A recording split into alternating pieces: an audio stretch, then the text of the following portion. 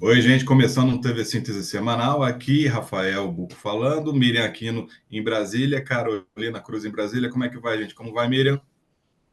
Olá, bem, semana agitada, né? Mas como sempre. Carol, tudo bem? Tudo bem, Rafa? Bom dia, boa tarde, boa noite para todo mundo que está nos acompanhando. A gente hoje vai falar de vários assuntos que aconteceram ao longo da semana. A gente vai falar da AGC da Oi, que foi mais uma vez adiada. A gente vai falar do mercado de torres, especialmente da IHS, aí, que está buscando um sócio. A gente vai falar sobre as mudanças políticas em relação à reoneração, projeto de lei importante aí que afeta o setor de telecomunicações e de call centers. A gente vai falar do Elon Musk, do Twitter ou X, né? Starlink, e a gente vai falar também do nosso evento que acontece, tá para chegar aí no final, o Conexão Brasil-África, né? Então vamos pela ordem, começar do começo, a AGC da Oi, Assembleia Geral de Credores da Oi, né, Miriam? Ela foi adiada mais uma vez, já se esperava que ela fosse adiada, tá? Ela estava marcada para acontecer no dia 10 essa semana. O que acontece? Os próprios credores pediram para adiar, os próprios bondholders falaram que não tinha tempo hábil de terminar toda a papelada que teria que ser terminada e pediram essa prorrogação até o dia 17. A juíza autorizou, a juíza deu o aval para que isso fosse prorrogado e prorrogou o stay period, que é a proteção contra execuções judiciais de dívida da Oi, mas deu um ultimato também. A juíza falou: olha, vai ser a última vez, tá? Vocês têm que resolver, já deu tempo suficiente para finalizar todo o trabalho, então está na hora de entregar esse resultado para a gente evoluir nessa recuperação judicial e sair esse plano. Quer comentar, Miriam?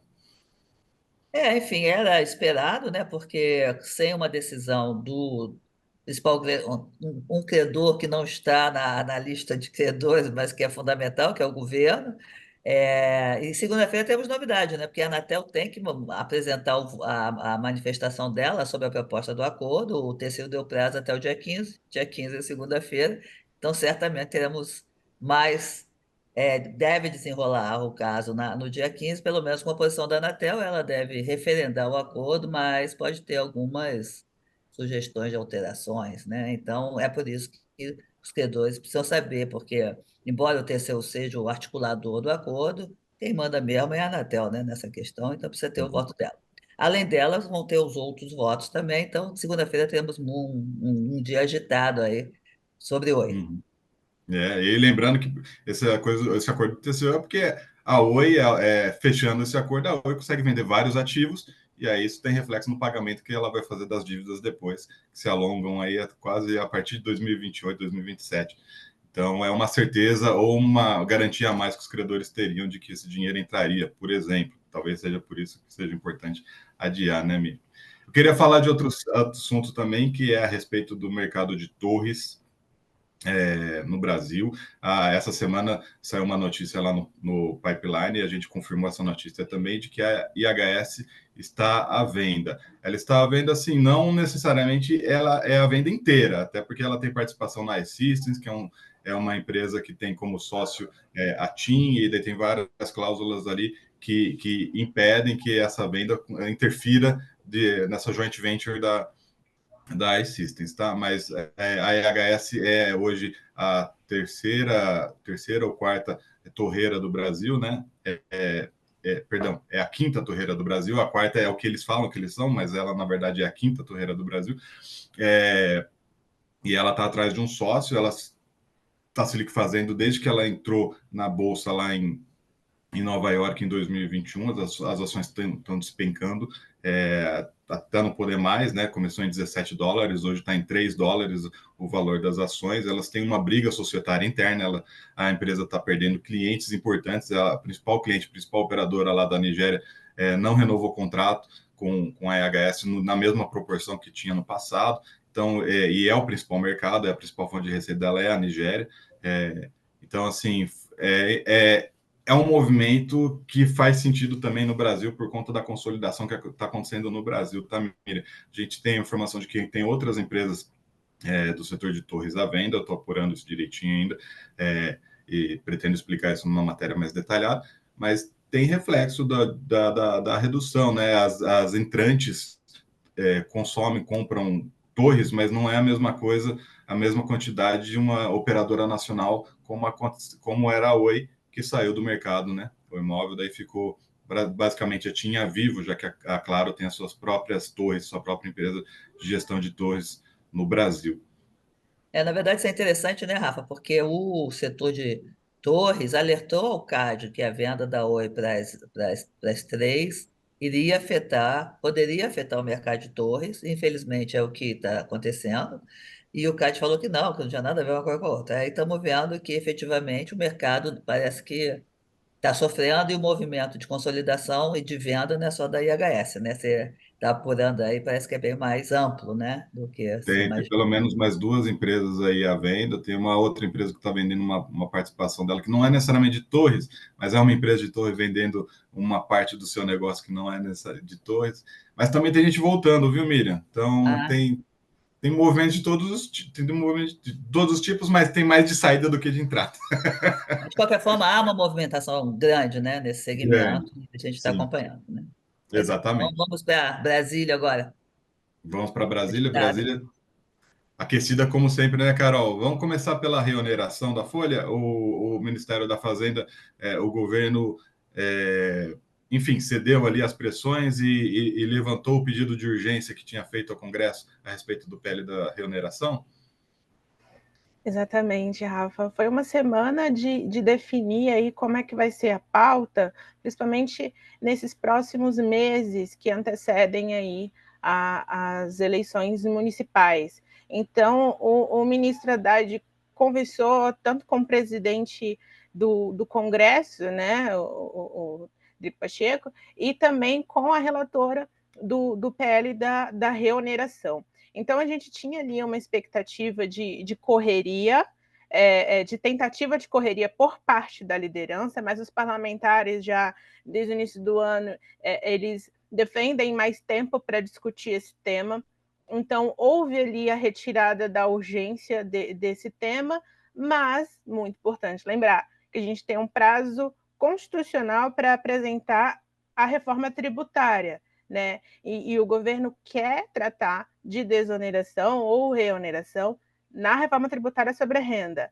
Então, embora a relatora tenha dito que a intenção dela é deixar a lei como ela está hoje em vigor, com uma prorrogação válida até o fim de 2027, ainda resta dúvidas de de repente a estratégia do governo não é endereçar isso na reforma tributária. De certa forma, o setor também concorda com isso, porque é mais tempo, né, para discutir o tema, é um foro maior para discutir uma solução definitiva para isso, mas, enfim, ponto para os setores dessa vez, pelo menos por enquanto. E a reforma deve ser enviada, a proposta da reforma deve ser enviada semana que vem, né, Carol? O Congresso, pelo menos a promessa do Haddad, né? Exatamente. Ele Mais uma. prometeu ali as leis complementares já na próxima semana, Aham. e a intenção também é votar outros projetos, né, de microeconomia ali, que alguns deles são muito importantes para o setor de telecom, e como a depreciação de máquinas acelerada. Então, a gente vai ver também leis de falências que podem mexer com leis de recuperação judicial. Um fim de semestre animado no Congresso Nacional. Na verdade, esse semestre que deve acabar em maio, né? Porque junho todo mundo vai para a campanha eleitoral. Então, teremos dias quentes por lá e Dona Carol trabalhando muito, né? Acho que vou dar Exatamente, uma exatamente. circulada lá para te ajudar. Apresenta um pouquinho, que é muito tempo que eu não vou ando por lá. Vamos lá, Rafa. E Eu agora, ia perguntar que você falou isso, Miriam. Esse calendário eleitoral afeta a discussão que foi da semana, que mobilizou toda a mídia e todo mundo falou disso, que foi do Elon Musk, do Twitter.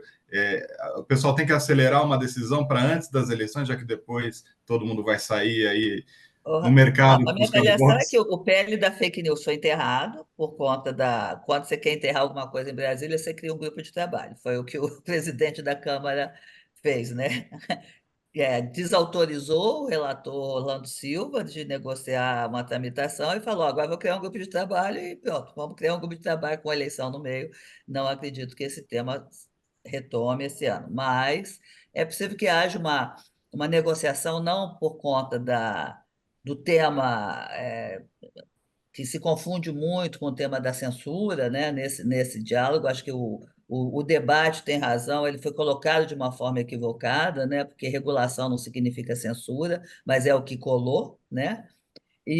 Mas pode ser que caminho, como a Carol fez ontem, apresentou ontem na matéria dela, que caminho sob o ponto de vista econômico, ou seja, não tem nada a ver com regulação de plataforma, o que eu quero é regular os oligopólios, os monopólios, e discutir um pouco a questão de como é que se remunera a rede. É possível que caminhe desvinculado, então, desse papel. Vamos discutir a questão econômica, vamos deixar a questão é, da manifestação, do direito à manifestação para outros temas, né? Nessa coisa, quem sai perdendo muito é o Grupo Globo, porque o Grupo Globo tinha urgência em tratar dessa questão para ser remunerado em relação à questão do seu conteúdo, né? Mas isso pode avançar por exemplo, no debate da inteligência artificial, né? Já que também está se reivindicando o pagamento de direitos autorais via inteligência artificial. Então enfim, está tudo meio mareado, mas na verdade, por enquanto está tudo, a minha avaliação é que está tudo parado. O que você acha, Carol? Exatamente. A resposta do Arthur Lira sobre a criação de um GT é uma resposta política. Não é uma solução, mas uma resposta. Porque é interessante a gente lembrar que o Pacheco foi questionado sobre essa questão da regulação das plataformas um dia antes, né, do Lira anunciar o GT, e ele tinha acabado de ter uma reunião ali com o ministro Haddad. Os dois, tanto Pacheco quanto Lira, ficaram quietos durante o final de semana, enquanto estava todo mundo falando do conflito ali entre Elon Musk e o STF. Eles ficaram mais reservados, então eles foram provocados principalmente pela imprensa. E aí, a gente vai ter regulação ou não? Pacheco diz na segunda-feira, o Senado já votou, agora está com a Câmara, né? Então, o Lira, ele entrou numa terça-feira, ele fez uma reunião ao longo da tarde com as lideranças, já sabendo que ele ia ser questionado sobre isso, ele ia ter que ter uma resposta para isso, né? Então, um GT, e quando ele fala que os últimos GTs resolveram alguns problemas, também é uma resposta política. Vamos pegar aí como exemplo o GT da reforma tributária. Fez ali algumas recomendações, mas não gerou um texto novo, né? Importante, muita gente questionou ao longo da semana, vai começar o texto do zero? É um texto completamente novo? É muito difícil isso acontecer, até porque a gente está vendo que os projetos que estão em tramitação, embora eles sejam diferentes em alguns pontos, muitas das coisas são semelhantes, como quando a gente está falando de direitos fundamentais, de dever de cuidado, da possibilidade da responsabilização das plataformas, principalmente quando a gente está falando de algum conteúdo que seja nocivo ou que seja ilícito em monetização, né, em anúncio, enfim, não tem como fugir muito disso, e o principal exemplo é o mais recente texto que saiu, esse sim do zero, da comissão de juristas ali do Código Civil, e que tem muitos pontos semelhantes, até mesmo com o PL das fake news, né? A fala do Lira de que o que travou esse PL foi a narrativa que foi criada em cima dele. Não adianta você tentar aprovar um texto que tem uma narrativa dessa que foi criada em cima, é muito certeiro, né? Só que aí não tem como esperar que isso seja resolvido nesse semestre. Desde o início do ano, eles já deixam bem claro que a intenção é observar como que está sendo a regulação que já foi aplicada em outros países, aproveitar todos os foros internacionais que o Brasil vai sediar para construir um consenso em relação a isso, né? Então, o que a gente viu foi uma resposta política, uma movimentação política, mas muito longe de ser técnica, muito longe de ser concreta em relação a isso. E, Carol, tem a questão da Anne Ortiz, né, a deputada que está relatando o texto que menciona aí a taxação de Big Techs para investir em infraestruturas, enfim, o fair share de um lado, o network fee de outro, depende do ponto de vista. Enfim, aí ela quis deixar claro que as coisas são separadas, né? Eu queria que você comentasse um pouco essa postura dela, porque ela é relatora, ela aparentemente é quem está com a faca e o queijo na mão para fazer essa parte da contribuição das Big Techs em infraestrutura avançar, né? Exatamente, Rafa. É uma dúvida que até surgiu, assim, para mim que estou acompanhando o tema, se uma coisa não ia acabar puxando a outra ali, né? Pegando carona, né? A Enel Ortiz disse que ela mesma foi questionada sobre isso no próprio novo presidente, né? No início do ano a gente teve renovação aí das eleições das comissões, e o novo presidente ali da Comissão de Desenvolvimento Econômico questionou ela sobre esse projeto. Então ela deixou bem claro ali, gente, uma coisa é você tratar de moderação de conteúdo, de quais são as regras, de quais são os conteúdos que devem ter um dever de cuidado em relação às plataformas, e outra coisa é mercado digital, competição de mercado digital, taxação de big techs, né? E o texto dela até cita algumas coisas importantes e em comum ali com o PL das fake news, mas ele trata principalmente de competição. Ele inclusive cita a Anatel como uma reguladora, como uma entidade que vai cuidar desses pontos, né, sem tomar ali, claro, o papel do CAD.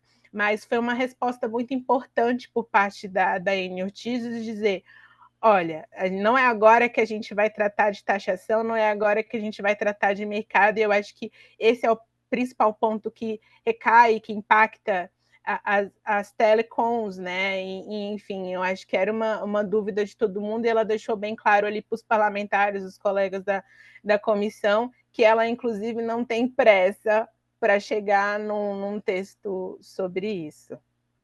Bom, eu queria só dar uma puxadinha. Eu acho assim que se todo mundo diminuiu o tom nessa semana, né, depois o tom estava bem elevado, o governo e Elon Musk, mas eu acho que tem duas coisas aí importantes. Primeiro, tem uma decisão do STF sobre o Marco Civil, ele pode atropelar essa discussão, né? Sem lei, como disse o presidente do Senado, sem lei o STF julga. E o Toffoli já pautou o tema para ainda no mês de abril sobre a discussão do artigo 19 do Marco Civil. Temos que ficar acompanhando. Eu acho que o STF pode, enfim, tomar uma decisão que vai afetar muito o mercado, independentemente dessa trava do Congresso Nacional. E agora, outra coisa que eu queria falar um pouquinho também é refletir um pouco sobre a postura do Elon Musk, né? Por que ele começou a atirar contra o mercado, sistema O judiciário STF, brasileiro, né? que para mim Uhum.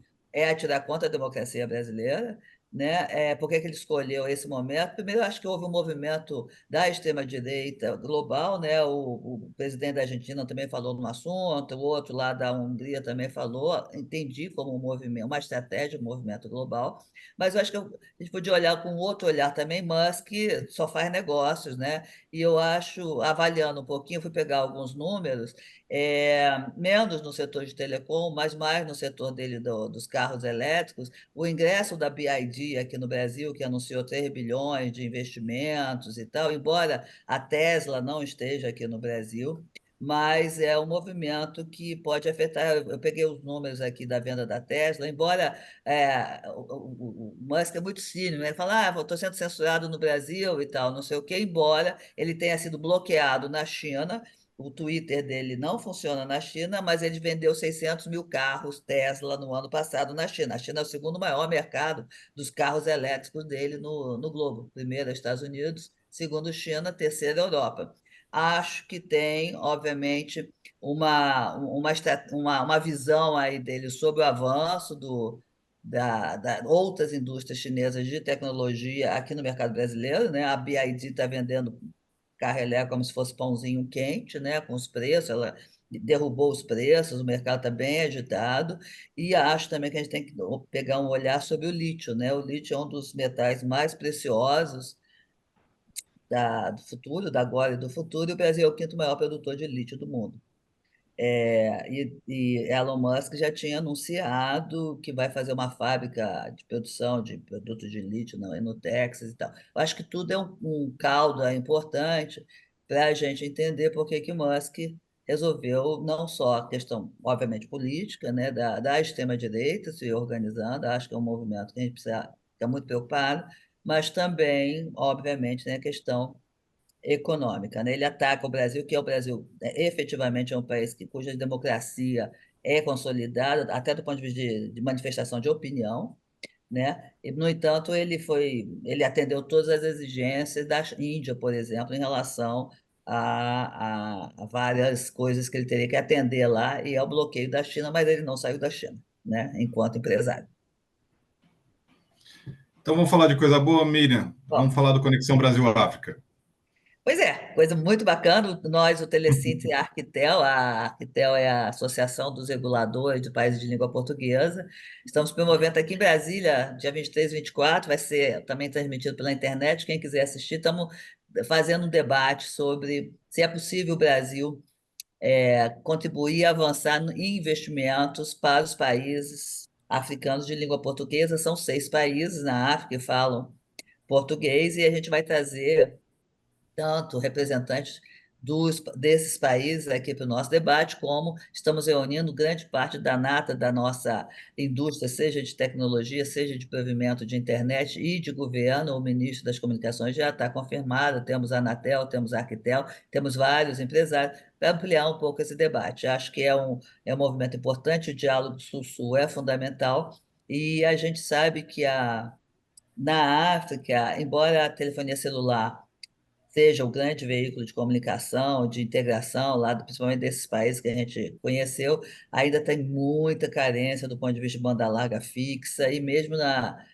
no celular, né? O 5G só está em 2 países, Moçambique e Angola. Os outros países ainda têm 2G como o seu principal veículo de comunicação. São países muito pobres, tirando Angola. Moçambique também tem uma renda um pouco melhor, mas também tem muita demanda por conectividade. Pode ser uma oportunidade importante para os pequenos empreendedores brasileiros que levaram fibra aqui também para regiões de pouca renda, se interessarem para lá. Vai ser muito bacana. Está todo mundo convidado para esse nosso. É 23 e 24 no site do Telecim, tem o link lá para as inscrições.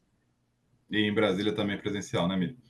Brasília presencial e transmitido pela internet também, para quem não puder vir. Tá bom, gente. Olha, obrigado. Então, bom fim de semana a vocês, bom fim de semana, Miriam, bom fim de semana, Carol. E a E gente ainda vai escrever notícia ainda nessa sexta-feira, isso, depois que semana sair que do vem, ar. muito mais coisa. Um